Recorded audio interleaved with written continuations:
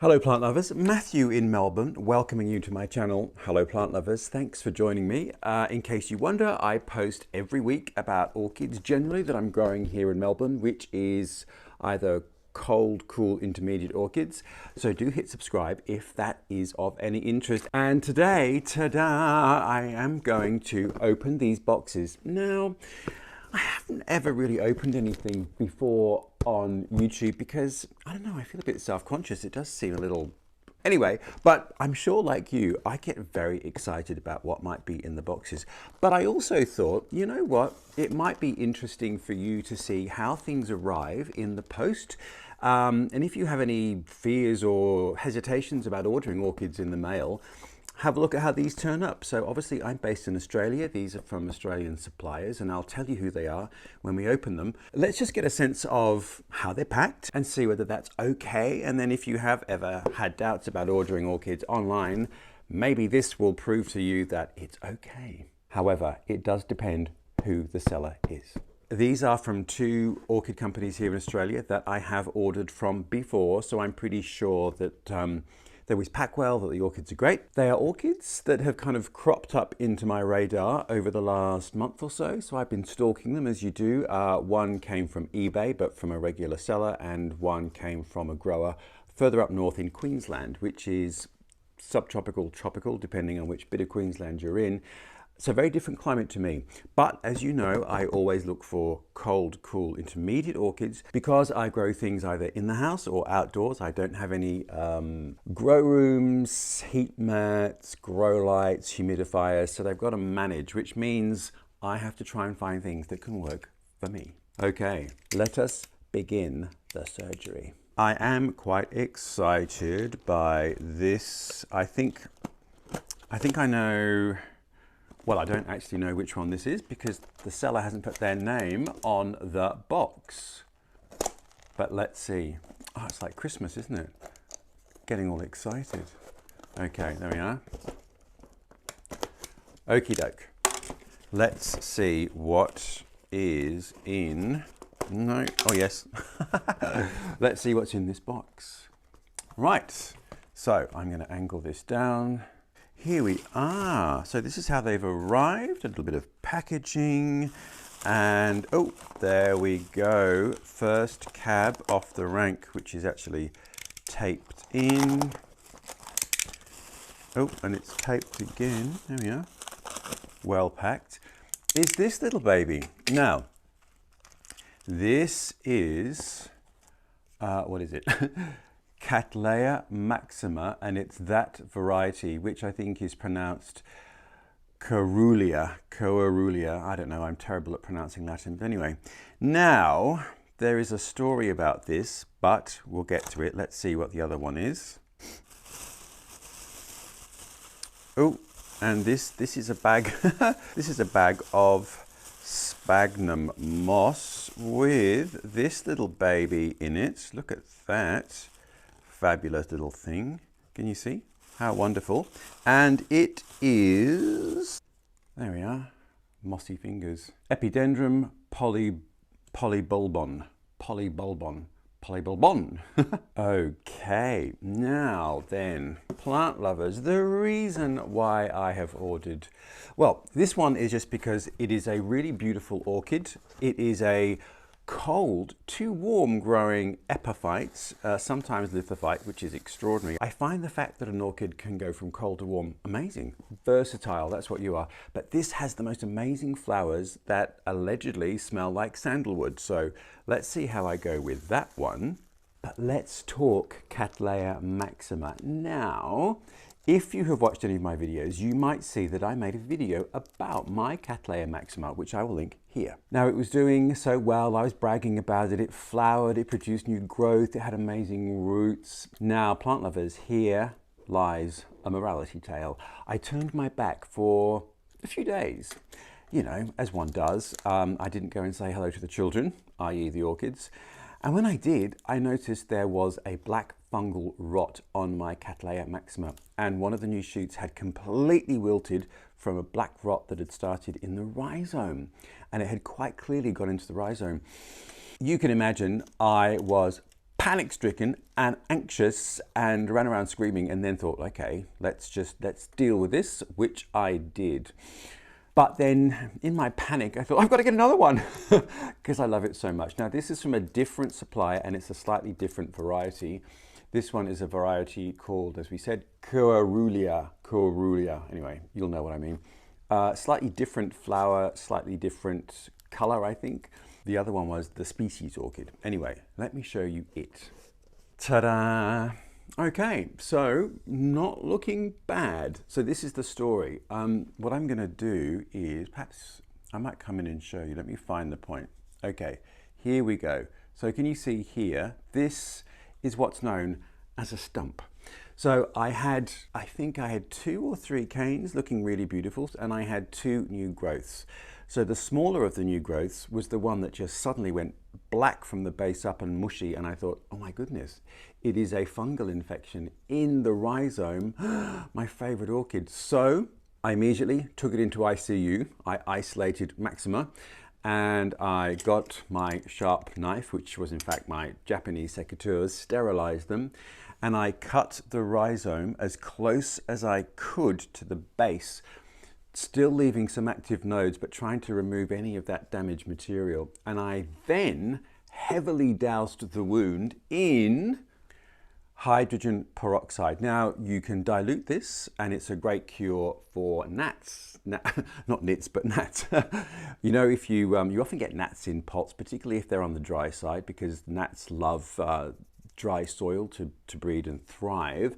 So obviously with orchids, you often get dryness on the surface. So you tend to get gnats, particularly if they're growing inside the house. So this is the classic treatment for that. You dilute it. And in this case, you see that cap?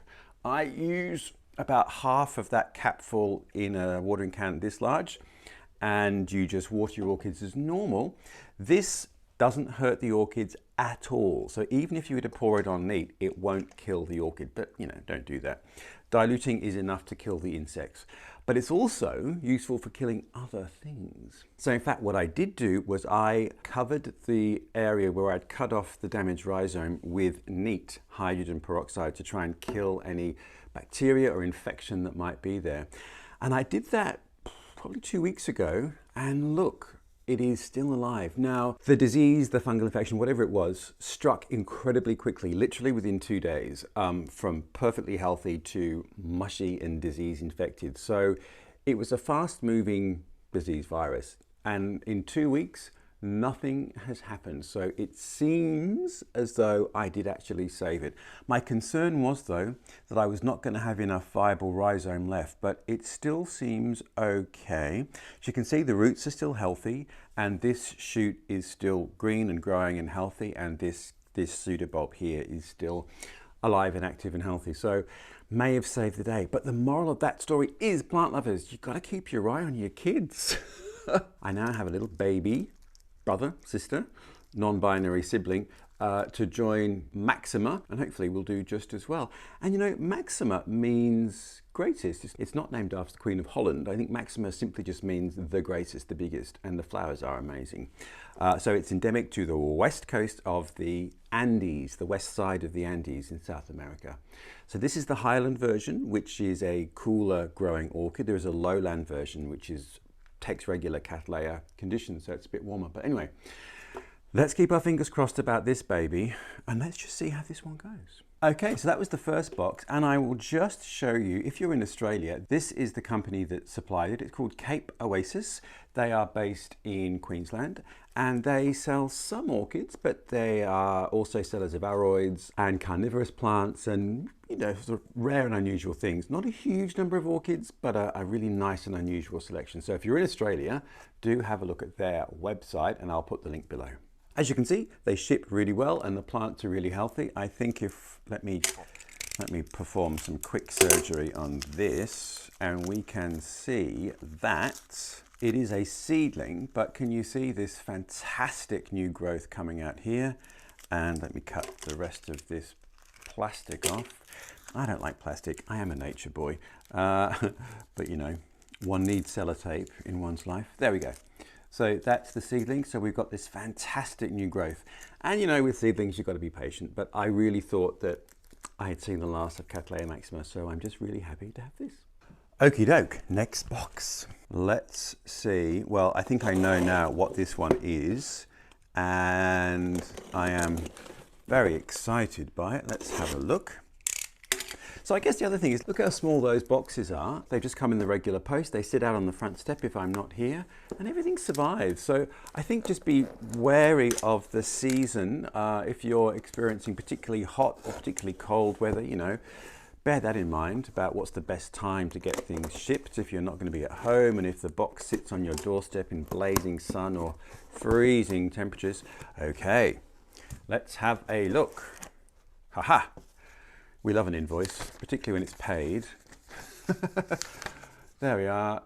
A little bit of paper, which, oh, and there's the orchid. Heavens, let me just try and get rid of some of this.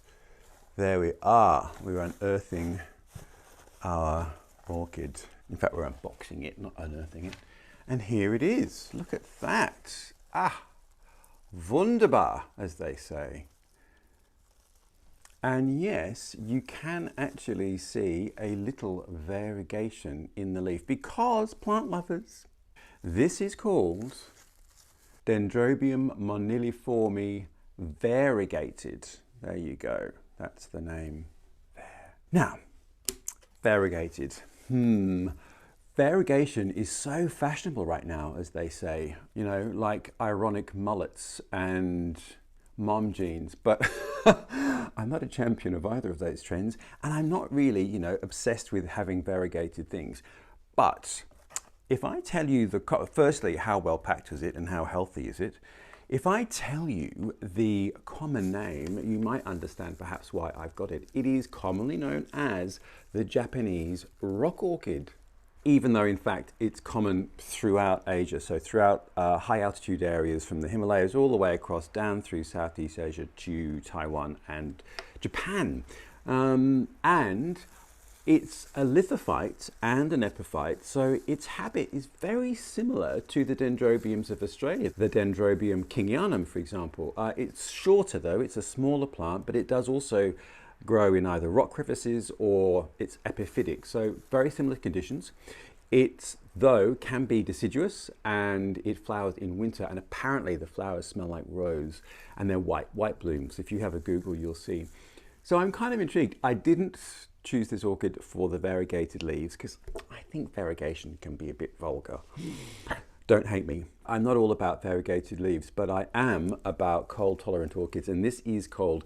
So all of these orchids that I got today are going to be able to live outside, obviously under cover, protection from rain, but essentially able to deal with our winter conditions here in Melbourne, which don't freeze. So we have cold, wet winters, but they don't freeze. We can sometimes get down to 1 or 2 degrees centigrade, which is about 35 Fahrenheit.